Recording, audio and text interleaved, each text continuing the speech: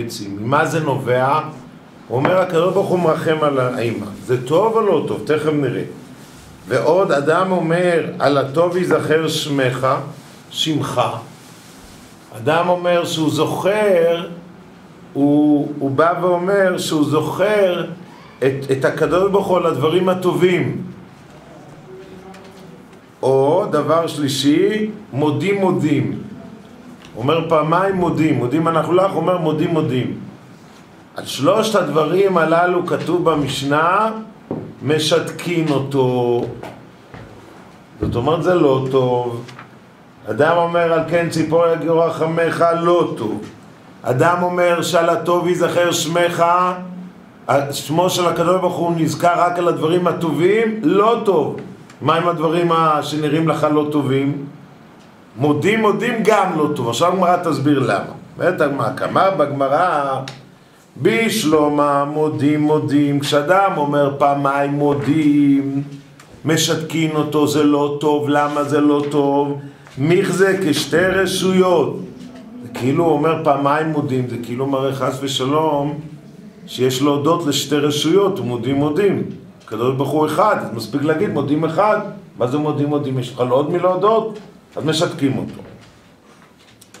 ועל טוב ייזכר שמך, גם משתקים אותו. למה? דמשמע על הטובה אתה מזכיר את שמו של הקדוש ברוך הוא ולא על הרע. והרי למדנו ותנן חייב לברך על הרעה כשם שמברך על הטובה. אז מה אתה אומר? אתה מזכיר את הקדוש ברוך הוא רק על הדברים הטובים ודברים שלא טובים, אז זה לא, זה גם הקדוש ברוך הוא עושה, זה הכל לטובה, גם מובן. אבל על כאן ציפור יגיעו רחמך, מה הייתה? מה לא?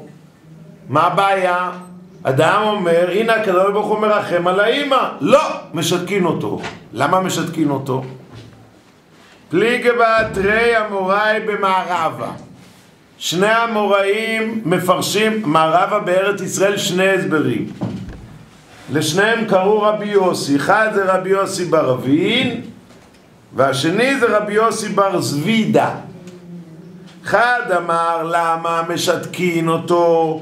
מפני שמטיל קנאה במעשה בראשית. מה אתה אומר ככה? הקדוש ברוך הוא מרחם על האמא. נו, ומה עם שאר הבריאות? הקדוש ברוך הוא לא מרחם רק על ציפורים? יש עוד בעלי חיים. אתם הייתם בגן חיות, אתם יודעים שיש עוד בעלי חיים. הייתם בספארי, ראיתם דברים. זה מה, רק ציפורים? זה הסבר אחד. הסבר שני, אחד מפני שעושה מידותיו רחמים ואינם אלא גזרות. למה משתקין אותו? כי אתה אומר, תשמע, אתה יודע מה, הקדוש ברוך הוא, למה יש מצוות שילוח האם? כי הקדוש ברוך הוא מרחם. מה, הקדוש ברוך הוא עושה דברים מתוך זה שהוא מרחם? אצל הקדוש ברוך הוא זה בא מתוך חוכמה, גזרות. רחמים, מה, זה משהו נקודתי כזה? יש לו רגש כאילו. איך? כאילו אתה אומר יש לו רגש. בדיוק. זה רגש, זה משהו נקודתי. אז תראו עכשיו איך המהר"ל מסביר את זה. וביאור עניין זה, שאמר לו על כאן ציפור יגיעו רחמך, דמשמע כי המצווה הזאת ציווה השם יתברך מצד שהוא מרחם על כאן ציפור. אם אתה אומר על כאן ציפור יגיעו רחמך, מה זה אומר? שאתה אומר שכל מצוות שילוח האם כי הקדוש ברוך הוא מרחם על האמא. ובזה עושה חילוק ופירוט בין הנמצאים עד שאין העולם אחד. בעצם מה אתה גורם? אתה אומר ככה, הקדוש ברוך הוא מרחם רק על הציפור. ומה עם שאר בעלי חיים? אז אתה יוצר קנאה במעשה בראשית. יבואו בעלי חיים אחרים, יגידו למה הוא מרחם רק על הציפור? מה איתנו? תבוא הלוויה, תבוא הדובה. כל הבעלי חיים שאתם אוהבים יגידו מה איתנו? זה יוצר קנאה במעשה בראשית. כי למה ירחם על כן ציפור ולא ירחם על מינים אחרים? בוודאי אם הם גזרות שגזר בחוכמתו, כך אין זה קושיה. אם אתה אומר, תשמע, זה לא בא ממקום של רחמים. יש כאן החלטה אסטרטגית, החוכמה האלוקית אומרת, שצריכים שבני אדם יתחשבו באמא של הציפור. זה אין קנאה במעשה בראשית. למה? תראו, שימו לב. כשילד רואה שאבא ואמא מרחמים למשפחה, ויש כמה ילדים, ויש הילד הקטן שתמיד ההורים מרחמים עליו, והילדים הגדולים ההורים לא אכפת להם. סליחה? מה, אני עז? למה אתם לא מרחמים גם עליי? זה יוצר קנאה. אבל אם אבא ואמא החליטו, אנחנו בשנה הזאת צריכים לדאוג להעמיד על הרגליים את האח הקטן, אז זה בסדר, זה לא בא ממקום של רחמים, זה בא ממקום החלטה של אסטרטגיה. זה התפקיד של מנהיג, זה בסדר. אז זה מה שהוא אומר. בוודאי, אם הם גזרות שגזר בחוכמתו כך, יש כאן החלטה על פי החוכמה האלוקית, אין זה קושיה, אף אחד לא יבוא בטענה, כי כך עניין הגזרה שגזר בזה דווקא ולא באחר. זה החלטה שמחליטים לגבי אחד ככה ולגבי אחר ככה, כמו באותה מידה, כמו שהמינים מחולקים בעצמם, שזה מין זה וזה מין אחר. נקריא, באותה מידה שהקדוש ברוך הוא החליט שזה יהיה דוב, והוא יהיה אריה, והוא יהיה ציפור. נו, אז הם יכולים להגיד שהציפור מקנה בדוב, למה אני גם לא דוב? או הדוב מקנה בציפור, למה אני לא ציפור ומצפצף? לא. הגזרה, החוכמה האלוקית החליטה, זה דוב, זה ציפור, זה נמר, וזה נמלה, וזה זבוב. זה בסדר. אבל אם אתה אומר רחמים, אתה אומר, למה אני לא מסכן, רק הוא מסכן? זה מעורר קנאה. כך יש לומר, במין זה נוהג דבר זה, או במין זה נוהג דבר אחר. אבל מידת הרחמים, כל מעשיו רואים למרחמנות בעניין אחד. קרי, למה זה אתה מרחם ועל זה לא? זה כבר לא בסדר. וכן, למה רחם על זה דווקא? והיה זה פירוד וחילוק במינים. זה יוצר, אתה אומר, אתה מרחם על זה ולא על אחר, זה יוצר פירוד בין המינים, זה יוצר קנאה. שיש, למה זה יוצר קנאה? שיש דבר במין זה אצל השם יתברך, מה שאין כן במינים אחרים. על זה אתה מרחם ועל זה לא, זה יוצר קנאה. ולכן אסור להגיד שסיבת מצוות שילוח האם בגלל שהקדוש ברוך הוא מרחם על האם. אם זה כי הקדוש ברוך הוא מרחם על האם, זה יוצר קנאה אצל שאר האימהות. לכן אסור. אז זה ההסבר הראשון בגמרא. ולכן מה? צריך להגיד זה גזרה, זה לא רחמים, לא כי הקדוש ברוך הוא מרחם, אלא ככה הוא החליט. החלט, זה התפקיד של הקדוש ברוך הוא. זה כמו להבדיל ראש ממשלה. ראש ממשלה צריך להחליט, שר צריך להחליט, מנהיג צריך להחליט, כך החלטתי.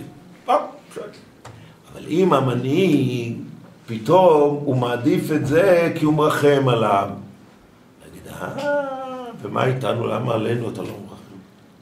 זה כבר מעורר בעיה. אבל אם יש החלטה אסטרטגית, החלטה, בסדר. זה ההסבר הראשון בגמרא. מה הדעה השנייה? ולמד אמר שעושה מידותיו רחמים ואינם אל הגזרות. הדעה השנייה אומרת, אסור להגיד שהסיבה שצריך לשלח את האם כי הקדוש ברוך הוא מרחם על האם. למה? פירוש שאין ראוי שיהיו מידות השם יתברך אשר הוא מנהיג עולמו בתמידות. הקדוש ברוך הוא מנהיג כל רגע ורגע את העולם.